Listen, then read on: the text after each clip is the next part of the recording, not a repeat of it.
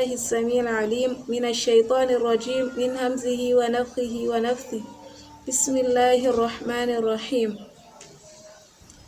الحمد لله رب العالمين والصلاة والسلام على أشرف الأنبياء والمرسلين نبينا محمد وعلى آله وصحبه أجمعين ومن تبعهم بإحسان إلى يوم الدين. قال صلى الله عليه وسلم خيركم من تعلم القرآن وعلمه. قال صلى الله عليه وسلم اقرأوا القرآن فإنه يأتي يوم القيامة شفيعا لأصحابه. ‘Yan uwa masu kallonmu da sauraronmu, Assalamu alaikum wa rahmatullahi wa barakatuh. Gasan karatun Alƙur'ani ta ƙasa. Wannan ƙungiya mai suna Gifted Children and Women Relief Foundation Zaria mai tallafa wa marayu da mata masu ƙaramin ƙarfi na farin cikin shaida muku cewa ta shirya gasa ta ƙasa domin zaƙulo haziƙan yara da iyaye domin tallafa musu don ci gaban haddarsu na karatun Alƙur'ani. Manufofin shirya gasar: na ɗaya, ƙarfafa wa yara da iyaye gwiwa don su dage wajen haddan Alƙur'ani. Na biyu, ƙara danƙon zumunci da shaƙuwa da nishaɗi a tsakanin ma'aurata. Na uku, fito da haziƙan yara makaranta Alƙur'ani don su zama abin koyi. Na huɗu, cusa wa yara son karatun Alƙur'ani da ƙulla abota da wasu yaran.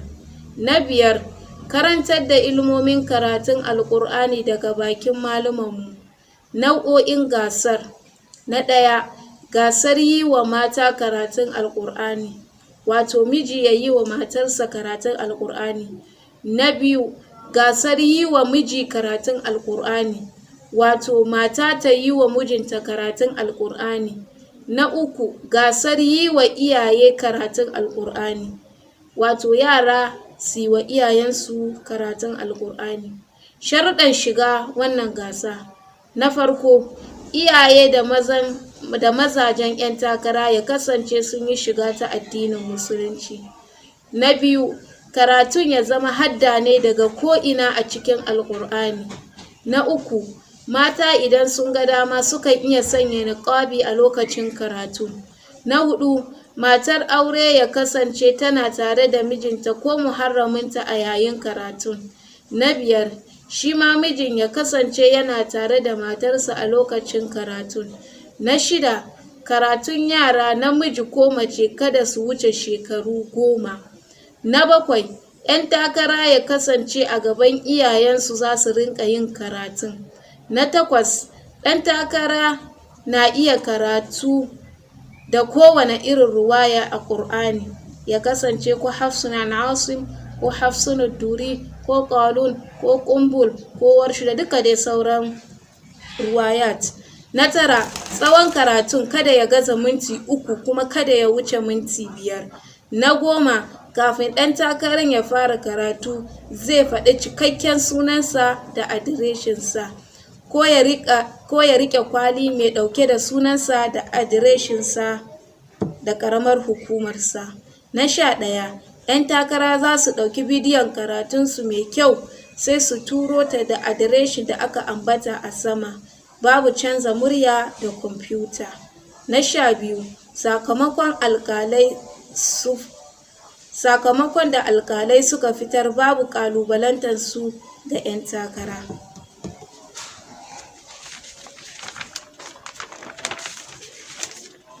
Saɓawa ɗaya daga cikin waɗannan sharuɗa zai iya sawa a soke cancantar ɗan takara.